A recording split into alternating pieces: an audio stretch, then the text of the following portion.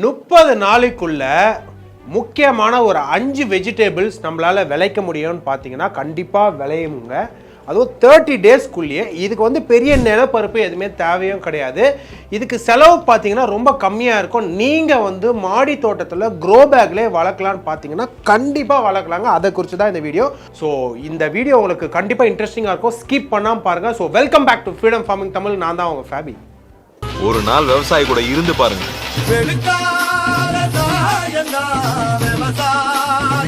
First நம்ம என்ன பார்க்க போறோம்னு பார்த்தீங்கன்னா இந்த டர்னிப், அதாவது நூக்கல் சொல்லுவோம் பார்த்தீங்களா. இந்த நூக்கல் பார்த்தீங்கன்னா ரொம்பவே உடம்புக்கு நல்லது, ரொம்ப ஹெல்த்தியான வெஜிடேபிள் தான். ஸோ இதை வந்து நம்ம சாம்பாரில் சாப்பிட்ருக்கோம், இல்லை கூட்டாக கூட செஞ்சு சாப்பிடுவோம். இதை வந்து நம்ம மாடி தோட்டத்தில் எப்படி வளர்க்குறோம்னு பார்த்தீங்கன்னா இந்த க்ரோ பேக் எடுத்துக்கோங்க. இந்த க்ரோ பேக்கை 18 இன்ச்சு டெப்த்து வச்சுக்கோங்க. அதே மாதிரி 12 இன்ச்சு வைடு நீங்கள் எடுத்து வச்சுக்கோங்க. ஸோ நல்ல குவாலிட்டியான விதை வாங்கினா மட்டும்தான் இதில் வந்து நல்ல க்ரோத்தே நடக்குங்க. ஸோ என்ன பண்ணுங்க அப்படின்னா அந்த க்ரோ பேக்கை சுற்றி கொஞ்சம் ஹோல்ஸ் எல்லாம் போட்டுக்குங்க. அதுக்கப்புறம் இந்த மண் இருக்குது பார்த்தீங்களா, 100%ல் நீங்கள் பிரிங்க. அதாவது கார்டன் சாயில் ஒரு 50%, இந்த கம்போஸ்ட்னு வாங்க பார்த்தீங்களா அது ஒரு 30%, அப்புறம் இந்த ரிவர் சாண்டுன்றது ஒரு 20% எடுத்துங்க. அப்புறம் 4 to 5 இன்ச் கேப்பில் அந்த மண்ணில் என்ன பண்ணுங்க, கொஞ்சம் கொஞ்சமாக ஹோல்ஸ் போட்டுங்க. ஒரு விரல் கரெக்டாக உள்ள நீங்கள் போகிற மாதிரி நீங்கள் ஹோல்ஸ் போட்டுக்குங்க. ஒரு விதையாக அதுக்குள்ளே நீங்கள் போட்டுட்டு இந்த மண்ணை வந்து லைட்டாக மேலே மூடிட்டு கொஞ்சமாக தண்ணியை தெளித்து விட்டிங்கன்னா 5 to 7 டேஸ்லேயே நீங்கள் பார்த்தீங்கன்னா சின்ன பேபி பிளான்ட்ஸ் வந்து முளைக்கிறது நீங்கள் தெரியுங்க.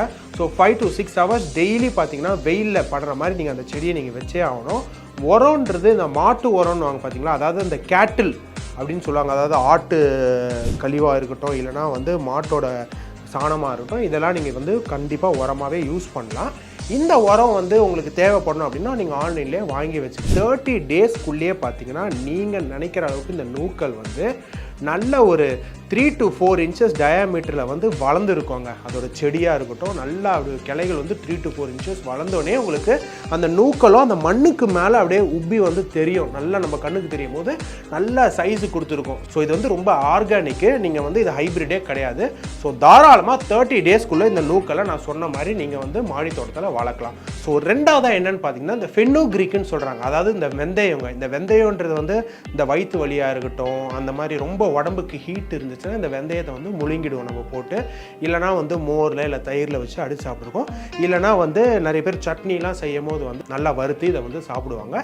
ஸோ இதுக்கு மேலே வளர்கிற அந்த இலைகள் பார்த்தீங்களா, அதை வந்து ட்ரை பண்ணி கஸ்தூரி மெத்தின்னுவாங்க. இதை வந்து நல்லா பன்னீருக்கு இந்த மாதிரி கொஞ்சம் டெலிஷியஸான டிஷ் ரொம்பவே நல்லா இருக்கும். சில பேர் இது பச்சையாக இருக்கும் போது இதை காய வைத்த மாதிரி கீரையாகவும் யூஸ் பண்ணுவாங்க. அது ரொம்ப ரேர் தான். ஸோ இந்த வெந்தய செடி எப்படி பண்ணுறாங்கன்னு பார்த்தீங்கன்னா சிம்பிளாக சொல்கிறேன் பாருங்கள்.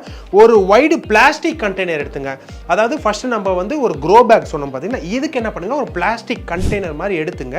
ஸோ கண்டிப்பாக இதுக்கும் ஒரு ட்ரைனேஜ் சிஸ்டம் நீங்கள் ரெடி பண்ணணும். அதான் ட்ரைனேஜ் சிஸ்டம்னா நீங்கள் அடியில் வந்து ஒரு 2 ஹோல்ஸோ இல்லை 3 ஹோல்ஸ் போட்டுக்கிட்டிங்கன்னா தண்ணி நம்ம ஊற்றும் போது வந்து மண்ணிலே தேங்கி இருக்காது. தேங்கியே இருந்துச்சுன்னு வைங்களேன், அந்த ரூட்டு பார்த்தீங்கன்னா உங்களுக்கு அந்த அளவுக்கு வளர்ச்சி இருக்காது, சீக்கிரமாக வந்து கெட்டு போயிடும். அதனாலே பார்த்தீங்கன்னா கீழே ட்ரைனேஜ் சிஸ்டம் இருந்துச்சுன்னா அந்த தண்ணி வந்து ட்ரெயின் ஆகி அந்த ரூட்டுக்கெலாம் தேவையான தண்ணி போனி அது இழுத்துக்கிட்ட பிறகு அந்த தண்ணி வந்து வடிகட்டி போயிடுங்க. ஸோ அது வந்து கண்டிப்பாக முக்கியம். ஸோ இந்த பிளாஸ்டிக் கண்டெய்னரில் நீங்கள் அந்த மாதிரி ஹோல்ஸ் போட்டுக்கோங்க. 20 இன்ச் வைடுங்க, 6 inch depth, moreover 6 to 8 inch வரைக்கும் நீங்கள் பண்ணலாம். ஸோ கார்டன் சாயில் 60%, கம்போஸ்ட் 40%ங்க. அதுக்கப்புறம் என்ன பண்ணுங்கன்னா இந்த சீட்ஸை வந்து நீங்கள் வந்து அந்த மண்ணில் வந்து நல்லா ஸ்ப்ரிங்கிள் பண்ணி விடுங்க. ஸோ இப்போ ஃபஸ்ட்டு நம்ம நூக்கல்ல பார்த்து வந்து ஹோல்ஸ் மேக் பண்ணி போடுங்கன்னு சொன்னோம். இதில் வந்து லைட்டாக அப்படியே கொஞ்சம் கொஞ்சமாக தூவி விடுங்க. அதுக்கப்புறம் அதுக்கு மேலே மண்ணை போட்டு நீங்கள் கொஞ்சமாக மூடி விட்டுருங்க. ஸோ அதே சாயில் தான் நீங்கள் 100% நம்ம 60% 40% நம்ம உள்ளே வைக்கிறோம் பார்த்தீங்களா டப்பில், அதே வந்து மேலே எடுத்து கொஞ்சம் கவர் பண்ணிக்கோங்க. கவர் பண்ணிட்ட பிறகு கொஞ்சமாக நீங்கள் தண்ணி, ஏன்னா வந்து நம்ம விதை போட்டோன்னே அந்த மண்ணில் போய் செட் ஆகிறதுக்கு வந்து கொஞ்சமாக தண்ணி ஊற்றினோன்னே அது கொஞ்ச நேரத்தில் அந்த ஹியூமிடிட்டியோ அந்த ஹீட்டுக்கும் சேர்த்து என்ன பண்ணும், கொஞ்சம் கொஞ்சமாக முளைக்க ஆரம்பிக்கும். ஸோ அதனால் இந்த டெம்பரேச்சர்னு வரும்போது 6 to 28 டிகிரி செல்சியஸில் நீங்கள் வச்சுட்டா போதும். ஸோ 28ன்றது ஆல்மோஸ்ட் எல்லா ஊர்லேயும் நீங்கள் வந்து மாடி தோட்டத்தில் கண்டிப்பாக வைக்கலாம். ரொம்ப வெயில் அடிக்குது, அதனால் எங்கள் மாடியில் ரொம்ப கஷ்டமாக இருக்குன்னு நினைக்கிறீங்களா, க்ரீன் கிளாத் நான் ஆல்ரெடி சொல்லியிருக்கேன். இந்த ஃபார்மிங்க்கு க்ரீன் கிளாத் இருக்குது, அதை வாங்கி கொஞ்சம் 2 சைஸில் வந்து நீங்கள் போட்டுட்டிங்கன்னா, ஏன்னா சிங்கிள் ஷீட் வந்து ரொம்ப கொஞ்சம் வெயில் இருக்க தான் செய்யும். டபுள் ஷீட்டில் போட்டிங்கன்னா நல்லா கவர் ஆகிடுங்க. ஸோ அதுவே பார்த்தீங்கன்னா இதுக்கு தேவையான டெம்பரேச்சரும் கொடுக்கும், அதிக வெயிலேருந்து கொஞ்சம் செடியும் காப்பாற்றி விடும். ஸோ அதை நீங்கள் வந்து வாங்கி போட்டுக்கலாம். இதை நீங்கள் என்ன என்ன பண்ணணும்னா இந்த செடிக்கு வந்து இந்த வெந்தய செடிக்கு வந்து நீங்கள் என்னென்னா மாய்ஸ்சரஸ் இருந்துகிட்டே இருக்கணும். அதாவது இந்த தண்ணி பதம், அதாவது தண்ணி பதம்னா ரொம்ப சகதியாக இருக்கக்கூடாது, ரொம்ப தேங்கி இருக்கக்கூடாது. இந்த ஸ்ப்ரே பண்ணுவாங்க பார்த்தீங்களா செடிக்கு மேலே, அந்த மாதிரி நீங்கள் ஒரு ஸ்ப்ரே வாட்டரை வந்து ஒரு ஸ்ப்ரே கண்டெய்னரில் வச்சுக்கிட்டு நீங்கள் ஸ்ப்ரே பண்ணால் ரொம்ப யூஸ்ஃபுல்லாக இருக்கும். அந்த மாய்ஸ்சரஸ் இருந்துக்கிட்டே இருக்கணும். 3 to 5 டேஸில் இந்த செடி வந்து கண்டிப்பாக முளைச்சிருவாங்க. அதாவது இந்த பேபி செடி 4 to 5 hours டெய்லி பார்த்தீங்கன்னா வந்து ஒரு நல்ல கொஞ்சம் வெயில் வர இடத்துல நீங்கள் வச்சே ஆகணுங்க. 3 to 4 வீக்ஸ்லேயே ஹார்வெஸ்ட்டை வந்து நீங்கள் ஈஸியாக பண்ணிடலாம். நல்ல செடி வளர்ந்தது உங்களுக்கு தெரியும். ஸோ 5 to 8 inches வந்து அந்த செடி நல்லா வளர்ந்தோடனே நீங்கள் என்ன பண்ணுறீங்கன்னா ஓரளவுக்கு இந்த அளவுக்கு நீங்கள் வச்சுக்கிங்களா. ஸோ டிஸ்பிளே நீங்கள் வீடியோலேயே பார்த்துருப்பீங்க. நீங்கள் என்ன பண்ணுங்கள், சிஸ்ஸர் எடுத்து அது ரொம்ப அடியில் இல்லாமல் ஒரு மிடிலாக அந்த ஸ்டெம்மோட மிடிலாக நீங்கள் கட் பண்ணிங்கன்னா அந்த செடியை நீங்கள் எடுத்து நீங்கள் ட்ரை பண்ணி கஸ்தூரி மெத்தியாக யூஸ் பண்ணிக்கலாம். இல்லைனா நிறைய பேர் வந்து அந்த செடியை சமைச்சும் சாப்பிட்றாங்க. அதுக்கப்புறம் அந்த விதையை வந்து வெந்தயமாகவும் யூஸ் பண்ணிப்பாங்க. இப்போ என்னென்னா அந்த செடியை ஏன் நான் அப்படி கட் பண்ண சொன்னேன்னா, நீங்கள் திருப்பியும் வந்து அந்த கம்போஸ்ட் பார்த்தீங்களா, அதாவது நம்ம உரம் இருக்குது பார்த்தீங்களா, மாட்டு உரம் அந்த மாதிரிலாம், இல்லைனா நீங்கள் வந்து கெமிக்கல் உரமாக வாங்கினாலும் அதில் போட்டுட்டு திருப்பியும் நீங்கள் தண்ணியை ஊற்றி விட்டிங்கன்னா இதே சைக்கிள் தான். திருப்பியும் அதே ஒரு 15 to 20 டேஸில் உங்களுக்கு திருப்பியும் முளைச்சிடும். ஸோ அதனால் அப்படியே யூஸ் பண்ணிக்கலாம். திருப்பியும் நீங்கள் ஃபஸ்ட்லேருந்து விதெல்லாம் போடணும்னு அவசியம் இல்லை. இந்த கஸ்தூரி பார்த்தீங்கன்னா ஒன்ஸ் நீங்கள் கட் பண்ணிட்ட பிறகு நீங்கள் ஒரு 8 to 10 டேஸ்லேயே திருப்பியும் முளைக்க ஆரம்பிக்கும். அதுவும் இல்லாமல் இதில் பூ பூக்கிற வரைக்கும் நீங்கள் வந்து தாராளமாக இதை வந்து ஹார்வெஸ்ட் பண்ணிக்கலாம். ஸோ எந்த ஒரு பிரச்சனையும் இல்லை. நல்லா பூ பூத்து அந்த ஸ்டெம்மே பார்த்தீங்கன்னா வந்து அந்தளவுக்கு ஸ்ட்ரென்த்தே இருக்காது. அப்போ நீங்கள் ஃபுல்லாக கம்ப்ளீட்டாக எடுத்துகிட்டு திருப்பியும் நீங்கள் அந்த பிளாஸ்டிக் கண்டெய்னரில் என்ன பண்ணனா விதை போட்டு நீங்கள் வந்து க்ரோ பண்ணிக்கலாங்க. ஸோ மூணாவதாக என்னென்னு பார்த்தீங்கன்னா வந்து கார்லிக் க்ரீனுன்னு சொல்கிறோம் பார்த்தீங்களா. ஸோ கார்லிக் க்ரீனுன்றது என்னென்னு பார்த்தீங்கன்னா அதாவது பூண்டு தான். அந்த பூண்டை வந்து நீங்கள் மண்ணில் வச்சு விளைக்கும் போது மேலே ஒரு லீவ்ஸ் மாதிரி வரோங்க, அதாவது புல் மாதிரி வளரும். அதை என்ன பண்ணுவாங்க அப்படின்னா எடுத்துகிட்டு போய் சில பேர் சமைச்சு சாப்பிடுவாங்க. அதாவது ஸ்ப்ரிங் ஆனியன் மாதிரி இருக்கும். ஸோ இதை நீங்கள் ஈஸியாக வந்து க்ரோ பேக்கும் இந்த பிளாஸ்டிக் கண்டெய்னர் இல்லாமல் சின்னதாக இருக்கும், அழகாக சின்ன பாட் மாதிரி இருக்கும், பிளாஸ்டிக் தான். ஸோ 2 இன்ச்சுக்கு நீங்கள் ஃபில் பண்ணிக்கோங்க இந்த சாயிலை. அடிப்பக்கமாக என்ன பண்ணுங்கள், அந்த பூண்டு இருக்குது பார்த்தீங்களா, ஸோ மேல் பக்கம் இல்லாமல் அடிப்பக்கமாக திருப்பி நீங்கள் மண்ணுக்குள்ளே வச்சுக்கோங்க. மண்ணுக்குள்ளே வச்சு கொஞ்சமாக மூடிக்குங்க. மூடிட்ட பிறகு கொஞ்சமாக நீங்கள் வேணும்னா அந்த தண்ணி அப்படியே தெளிச்சு விடுங்க. டெம்பரேச்சர் பார்த்தீங்கன்னா 8 to 28 degree Celsius வரைக்கும் இருக்கணுங்க. ஸோ அந்த கண்டெய்னர்லேயே பார்த்தீங்கன்னா வந்து நீங்கள் ஒரு பூண்டு வைக்கணும்னு அவசியம் 4 பூண்டு கொஞ்சம் கொஞ்சம் கேப் விட்டு நீங்கள் தாராளமாக வைக்கலாம். உங்களுக்கு இன்னும் கொஞ்சம் க்ரோத் நல்லாவே இருக்கும். சில பேர் வந்து இல்லை நான் 2 பூண்டே ப்ரிஃபர் பண்ணுறேன், எங்களுக்கு வந்து நிறையா தொட்டி வச்சு இன்னும் நாங்கள் பெரிய லெவலில் விளைச்சல் பண்ணுறவங்க பண்ணலாம். ஆனால் ஒரு தொட்டிலே 4 பூண்டு வச்சு பண்ணுறாங்க, நீங்கள் தாராளமாக நல்ல விளைச்சல் பார்க்கலாம். அடுத்தது என்ன பார்க்க போகிறோம்னா கேல், அதாவது பரட்டை கீரைன்றாங்க பார்த்தீங்களா. இதை வந்து நிறைய பேர் வந்து மாடி தோட்டத்தில் பண்ணிட்டு வராங்க. ஹெல்த் பெனிஃபிட்ஸ் அதிகமாக இருக்குன்றனாலே இந்த கீரை வகைகளில் இதுவும் சார்ந்து இருக்கனால இதை பண்ணிட்டு வராங்க. ஸோ இதை 2 முறையாக நம்ம பண்ணலாம். அதாவது ஃபஸ்ட்டு ஒரு ஃபியூ டேஸ்க்கு வளர்த்த பிறகு இன்னொரு இடத்துக்கு நம்ம ஷிஃப்ட் பண்ணி இன்னும் நல்ல க்ரோத் வளர்க்கணும். அதனால் வந்து ஃபஸ்ட்டு என்ன பண்ணுறாங்க பார்த்தீங்கன்னா நல்லா குவாலிட்டியான ஹெல்த்தியான சீட்ஸை நீங்கள் வாங்கி மண்ணில் தூவி விட்டுங்க. தூவின பிறகு மண்ணை வச்சு கொஞ்சமாக கவர் பண்ணிங்க. அதுக்கு என்ன மண்ணுனா 70% கொக்கோ பீட்டும் 30% கம்போஸ்ட் எடுத்துக்கோங்க. தண்ணியை வந்து நீங்கள் தெளித்து விட்டிங்கன்னா 7 to 8 டேஸில் பார்த்தீங்கன்னா பேபி பிளான்ஸ் முளைக்கிறத நீங்கள் பார்க்கலாம். அதுக்கப்புறம் என்ன பண்ணுங்கன்னா இதை வந்து நீங்கள் ஒரு பெரிய க்ரோ பேக்கு நீங்கள் ஷிஃப்ட் பண்ணியே ஆகணும். ஏன்னா இதோட விளைச்சல் பார்த்தீங்கன்னா நல்லா பெருசாகவே இருக்கும். ஏன்னா கீரை வகையாக இருந்தாலும் சின்னதாக இருக்காது. நீங்கள் வந்து இப்போயே டிஸ்பிளேயில் பார்த்தீங்கன்னா அது ஒரு இலையும் பார்த்தீங்கன்னா பெருசாக இருக்கிறதுனால பெரிய க்ரோ பேக்காக இருந்துச்சுன்னா இன்னும் ஹெல்த்தியாக வளரும். ஸோ பெரிய க்ரோ பேக் மாதிரி நீங்கள் எடுத்துட்டு நீங்கள் என்ன பண்ணுறீங்க அப்படின்னா இந்த கார்டன் சாயில் ஒரு 50% போடுங்க, 30% கம்போஸ்ட் போடுங்க, 20% ரிவர் சாண்ட் போடுங்க.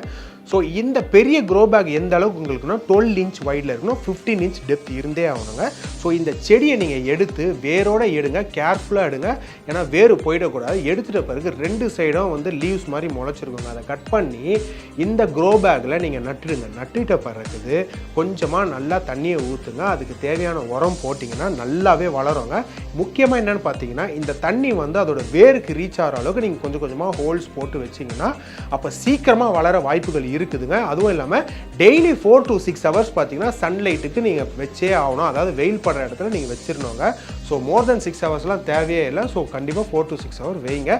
ஸோ 10 days ஒன்ஸ் நீங்கள் பார்த்தீங்கன்னா ஃபர்டிலைசர் நீங்கள் போட்டிங்கன்னா இந்த விளைச்சல் நல்லாவே இருக்குங்க. இந்த பூச்சித்தொல்லை அதிகமாக இருக்குன்னா இந்த நீம் ஆயில் இல்லைனா சில்லி எக்ஸ்ட்ராக்ட் நீங்கள் என்ன பண்ணணும்னா 7 to 8 days ஒன்ஸ் நீங்கள் வந்து ஸ்ப்ரே பண்ணுங்கள்.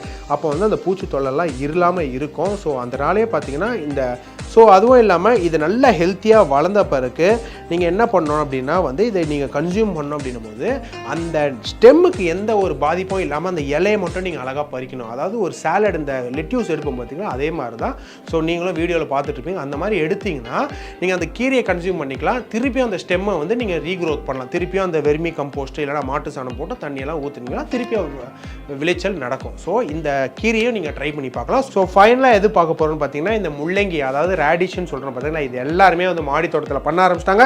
ஸோ நம்மளாம் ஈஸியாக பண்ணலாம். ஸோ சிம்பிளாக சொல்கிறேன் பாருங்கள், க்ரோ பேக் ஒரு 12 இன்ச் எடுத்துங்க, 12 இன்ச் வைடு, 15 இன்ச் டெப்த் எடுத்துங்க. ஸோ கார்டன் சைடில் ஒரு 50%, 30% கம்போஸ்ட், 20% ரிவர் சாண்ட் இருந்தால் போதும். இந்த முள்ளங்கி விதையை வந்து அங்கங்கே அப்படியே தூவி விடுங்க. ஒரு 1 to 2 இன்ச்சஸ் தள்ளி நீங்கள் இந்த விதையை போட்டிங்கனாலே நல்லா வளரும். ஸோ சீசன் பார்க்கும்போது ஜான்வரி மிட்லேயே நீங்கள் பண்ணலாங்க. ஒரு க்ரோ பேக்கில் பார்த்தீங்கன்னா 20 to 25 முள்ளங்கி வரைக்கும் நீங்கள் வந்து விளைச்சல் பண்ணலாங்க. இப்போ அந்த மண்ணை வந்து நீங்கள் அப்படியே மேலே அந்த விதை மேலே கவர் பண்ணிட்டீங்கன்னா டெம்பரேச்சர்னு பார்க்கும்போது 5 to 28 டிகிரி செல்சியஸில் நீங்கள் பண்ணலாங்க. ஸோ விதையை போட்டோடனே தண்ணியை உடனே பாய்ச்சிருங்க. ஸோ 4 to 5 டேஸ்லேயே பார்த்தீங்கன்னா வந்து நல்லா அந்த பேபி பிளான்ட்ஸ் வளருதை நீங்கள் பார்க்கலாம். ஸோ இந்த மண் பார்த்தீங்கன்னா மாய்ஸ்சரஸாகவே இருக்கணும். அதாவது தண்ணி பதம் இருந்துக்கிட்டே இருக்கணும். ரொம்ப தண்ணி வேணால் ஸ்ப்ரே பண்ணிக்கிட்டே வாங்க. ஸோ நீங்கள் நல்லா ஸ்ப்ரே பண்ண அதோட விளைச்சல் நல்லாவும் இருக்கும், அதோட க்ரோத் நல்லா இருக்கும். ஸோ 6 to 8 ஹவர்ஸ் வந்து வெயில் படுற அளவுக்கு நீங்கள் வச்சே ஆகணும். எவ்ரி 15 டேஸுக்கு பார்த்தீங்கன்னா ஃபர்டிலைசர் நீங்கள் யூஸ் பண்ணுங்கள். ஸோ 26 to 28 டேஸ்க்குள்ளே பார்த்தீங்கன்னா வந்து இந்த முள்ளங்கி வளர்றது உங்களுக்கு நல்லாவே தெரியும்.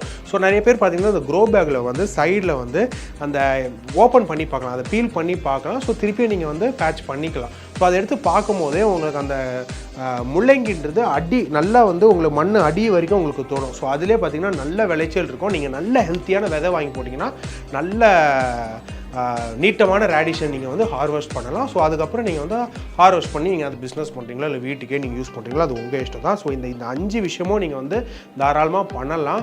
ஸோ 30 நாளைக்குள்ளே வந்து விளைச்சல் ஆகிற 5 வெஜிடபிள்ஸை இந்த வீடியோவில் பார்த்தோம். ஸோ இன்ட்ரெஸ்டிங்காக இருக்கும்னு நினைக்கிறேன். இதை நீங்கள் ஆல்ரெடி பண்ணிக்கிட்டு இருக்கீங்க, ரொம்ப ஈஸியான விஷயம் தான், கரெக்டான விஷயம் நினைக்கிறீங்களா, கமெண்ட் செக்ஷனில் சொல்லுங்கள். இல்லைங்க இதே நான் வந்து ஒரு ஏக்கர் கணக்கில் பண்ணலான்னு இருக்கேன், இன்வெஸ்ட் பண்ண காசு இருக்குது, ஆனால் எனக்கு கற்றுக்க தான் எங்கே போய் பண்ணுறதுன்னு தெரியல, கன்ஃபியூஸாக இருக்குன்னு நினைக்கிறீங்களா, ஃப்ரீடம் ஈஸியாக கற்றுக்கலாம். ஸோ அதை வந்து ப்ளே ஸ்டோர்லேயே ஆப் ஸ்டோர்லேயே நீங்கள் டவுன்லோட் பண்ணிக்க, உங்களுக்கு கண்டிப்பாக ஹெல்ப்ஃபுல்லாக இருக்கும். உங்களுக்கு கைட் பண்ணுவோம் ஆள் இருப்பாங்க. ஸோ இந்த வீடியோ உங்களுக்கு கண்டிப்பாக பிடிச்சிருக்கும்னு நினைக்கிறேன். லைக் பண்ணுங்கள், கமெண்ட் பண்ணுங்கள். அண்டு உங்கள் ஃப்ரெண்ட்ஸ் யாருன்னா வந்து விவசாயம் பண்ண போகிறேன் அப்படின்னு இருக்காங்களா, இல்லை மாடி தோட்டம் வைக்க போகிறாங்களா, இந்த வீடியோ நீங்கள் ஷேர் பண்ணிங்கன்னா யூஸ்ஃபுல்லாக இருக்கும். மறக்காமல் subscribe to Freedom Farming Tamil. இதே மாதிரி ஒரு சூப்பரான வீடியோவில் நான் உங்களை சந்திக்கிறேன். Bye from ஃபேபி.